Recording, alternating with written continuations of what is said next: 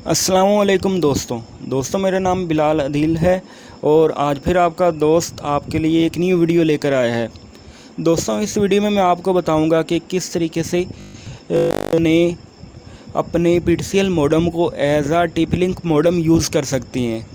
अगर आप PTCL modem के आगे एक और पीटीसीएल मॉडेम लगाना चाहते हैं, यानी जैसे आप किसी भी पीटीसीएल मॉडेम के आगे टीपी-लिंक का मॉडेम लगाते हैं, सेम इसी तरीके से जो एक एक्स्ट्रा पीटीसीएल का मॉडेम जो है वो आप पीटीसीएल मॉडेम के आगे लगाएंगे और वो मॉडेम वर्क सेम उस तरीके से करेगा जैसे कि टीपी-लिंक का मॉडेम करता है।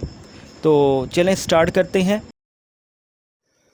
हमारे चैनल को सब्सक्राइब करें और साथ ही बेल के आइकन पर क्लिक करें ताकि मेरी आने वाली न्यू लेटेस्ट वीडियो सबसे पहले आप तक पहुंचे। सबसे पहले जो दोस्तों आपने एक काम करना है, अपने पीटीसीएल मॉडेम को जो है जिसकी आपने कॉन्फ़िगरेशन करनी है, जिसको आपने एज आ टीपी-लिंक यूज़ करना है, उसको आपने ऑन कर लेना है। ठीक है, ऑन करने के लिए आपने पावर केबल लगानी है। ठीक है, और उसके बाद आपने एक डीएसएल वायर लेनी है और उस डीएसएल वायर को आपने मॉडेम की बैक साइड पर किसी भी पोर्ट में लगा देनी है। ठीक है, 2 में लगा दें, 3 में लगा दें, 1 में लगा दें, किसी में भी आपने लगा देनी है। लगाने के बाद उस वायर को आपने अपने लैपटॉप या कंप्यूटर की बैक साइड पर लगा देनी है। ठीक है, लगाने के बाद आपने नेक्स्ट स्टेप क्या करना है, आपने आना है गूगल क्रोम में या किसी भी ब्राउज़र में और यहाँ पर उस मॉडेम का आईपी एड्रेस आपने टाइप करना है। ठीक है, और वो आईपी एड्रेस आपको कहाँ से मिलेगा, मॉडेम की बैक साइड पर आपको मिल जाएगा। ठीक है, जैसे कि हमारे मॉडेम पर जो बैक साइड पर आईपी एड्रेस है 192.168.1.1। ठीक है, ये हम टाइप करेंगे यहाँ पर 192.168.10.1। ठीक है, और एंटर करेंगे और यहाँ पर हमसे जो है दोस्तों यूज़र नेम एंड पासवर्ड मांग रहा है। ठीक है, यूज़र नेम हम जो है एडमिन देंगे और पासवर्ड आपको मॉडेम की बैक साइड से मिल जाएगा। ठीक है, और यूज़र नेम भी मॉडेम की आपको बैक साइड से मिल जाएगा। तो मैं टाइप करता हूँ और लॉगिन करूँगा। दोस्तों आपने लॉगिन करने के बाद सबसे पहले आपने ये काम करना, आपने मैनेजमेंट में आना है। मैनेजमेंट में आने के बाद आपने सेटिंग्स के ऑप्शन पर क्लिक करना है और यहाँ से जो फर्स्ट स्टेप है वो आपने रीस्टोर डिफ़ॉल्ट पर क्लिक करना है और यहाँ पर जो है रीस्टोर डिफ़ॉल्ट सेटिंग पर क्लिक करना है।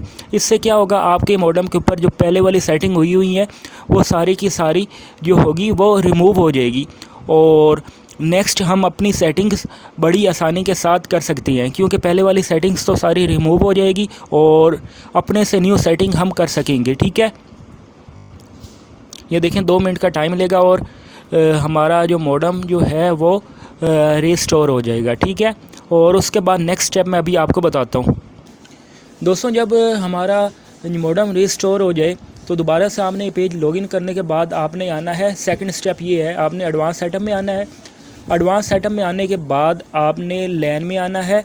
ठीक है, लैन में आने के बाद आपको यहाँ पर आईपी एड्रेस नज़र आ रहा होगा, ये आपने चेंज कर देना है क्योंकि हमारे मेन राउटर का भी यही आईपी एड्रेस है और इस वजह से हमने यहाँ से आईपी एड्रेस चेंज करना है ताकि जब दोनों मॉडेम आपस में अटैच हों तो दोनों का आईपी एड्रेस आपस में क्लैश ना पैदा करें। ठीक है, तो उसके लिए आपको जो है 192.168 तो वैसे रहने देना है और यहाँ पर 10 की जगह आप कोई भी कर सकते हैं, जैसे मैं 25 कर देता हूँ और उसके बाद नीचे आकर अप्लाई एंड सेव कर दूँगा।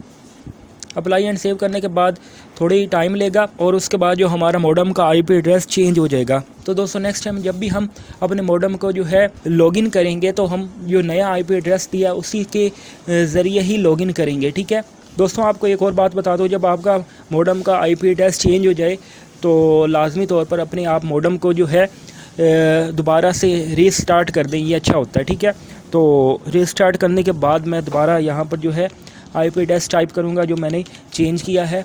ये देखें, अब न्यू आईपी एड्रेस से मैं अपने मॉडेम को लॉगिन करूँगा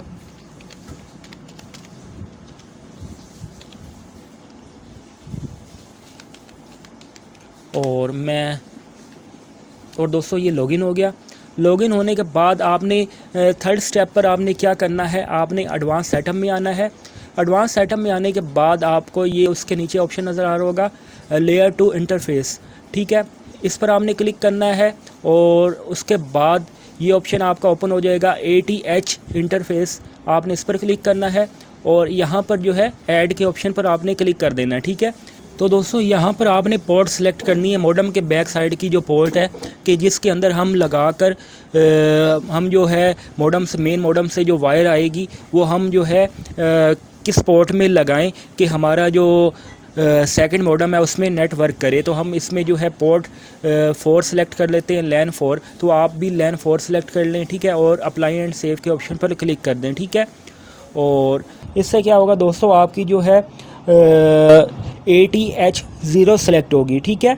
तो अक्सर जो है मॉडेम में जो है आप जब यहाँ से पोर्ट सेलेक्ट करेंगे तो ऑटोमेटिकली वहाँ पर ATH 0 ही होगा, तो आपने ATH 0 ही कर देना है। कुछ मॉडेम में जो है न्यू मॉडेम में LAN 1, 2 और 3, 4 होता है, और जो है ओल्ड मॉडेम में ATH 0, ATH 1 और 2, 3 इस तरह होता है, ठीक है। तो आपने जो है अगर ओल्ड मॉडेम है तो आपने ATH 0 सेलेक्ट करना है, ठीक है। तो न्यू मॉडेम में LAN हमने 4 सेलेक्ट किया तो यहाँ पर जो है बैक पर उससे दे दिया ATH 0, ठीक है। इसका मतलब भी यही है ATH 0/LAN 4, मतलब कि LAN 4 हमने सेलेक्ट कर लिया, ठीक है। उसके बाद आपका नेक्स्ट स्टेप जो है आपने आना है WAN सर्विसेज में। दोस्तों आपने LAN सर्विसेज में आने के बाद यहाँ से सब जो है रॉ को आपने चेक कर देना है। चेक लगाने के बाद दोस्तों आपने रिमूव के ऑप्शन पर क्लिक कर देना है, ठीक है। जैसे ही आपकी वो रिमूव हो जाए, सारा टेबल रिमूव हो जाए, तो रिमूव होने के बाद आपने दोबारा से ऐड के ऑप्शन पर क्लिक करना है और यहाँ से वो आपने पोर्ट सेलेक्ट करनी है जो आपने बैक पर सेलेक्ट की थी, जैसे कि ATH 0 LAN 4 हमने सेलेक्ट की थी। तो अब हम यहाँ पर ही वही सिलेक्ट करेंगे। सिलेक्ट करने के बाद नेक्स्ट करेंगे। नेक्स्ट करने के बाद हम जो है IP ओवर इथरनेट हम जो है यहाँ पर क्लिक कर देंगे, सेकंड वाले ऑप्शन पर, ठीक है। क्लिक करने के बाद हम नेक्स्ट करेंगे, ठीक है। नेक्स्ट करने के बाद यहाँ पर जो है obtain an IP address automatically, यहाँ पर क्लिक करने के बाद यानी फर्स्ट वाला ये ऑप्शन सेलेक्ट है और हम नेक्स्ट कर देंगे। और उसके बाद दोस्तों आपने जो है एनेबल नेट पर चेक लगाना है और यहाँ पर एनेबल फायरवॉल पर चेक लगाना है। अगर आपके ऑलरेडी लगे हुए हैं तो ठीक है, और उसके साथ जो है एनेबल IGMP मल्टीकास्ट पर आपने चेक लगा के आपने नेक्स्ट कर देना है, ठीक है। और यहाँ पर आपने चेक कर लेना है कि नेट आपका एनेबल होना चाहिए और फायरवॉल भी एनेबल होना चाहिए, और साथ IGMP मल्टीकास्ट आपकी जो है वो एनेबल होनी चाहिए। उसके बाद अप्लाई एंड सेव पर आपने क्लिक कर देना। उसके बाद दोस्तों हमने आना है मैनेजमेंट में। मैनेजमेंट में आने के बाद रीबूट के ऑप्शन पर क्लिक करना है और अपने मॉडेम को रीबूट कर देना है, ठीक है। और 2 मिनट लेगा। दोस्तों जब आपका मॉडेम रीबूट हो जाए तो आपने क्या करना है, मेन जो आपका राउटर है वहाँ से एक जो है DSL वायर लेनी है और उस वायर को आपने जो है मॉडेम जो आपने जिस मॉडेम की सेटिंग की है उसमें आपने किस पोर्ट में लगानी है, आपने जो है पोर्ट 4 में लगानी है, ठीक है।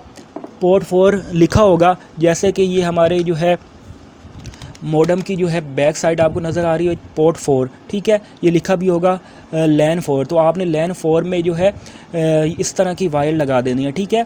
जैसे कि 1 2 3 4 आपने 4 में वायर लगा देनी है और जो है आपने पावर केबल मॉडेम की लगी रहने देनी है, ठीक है। और उसके बाद जो है ये आपने लगाने के बाद अपने मॉडेम को रीस्टार्ट करेंगे तो आपका जो नेट होगा वो आपके जो है सेकंड मॉडेम पर चलना स्टार्ट हो जाएगा, यानी आपका जो modem same as TP-Link modem की तरह यूज़ हो सकेगा। ओके दोस्तों, अगर हमारी ये वीडियो आपको पसंद आई हो तो हमारे इस चैनल को सब्सक्राइब करना मत भूलिएगा और सब्सक्राइब करने के साथ साथ बेल के आइकन पर क्लिक करना मत भूलिएगा और दुआओं में याद रखना। अल्लाह हाफिज़।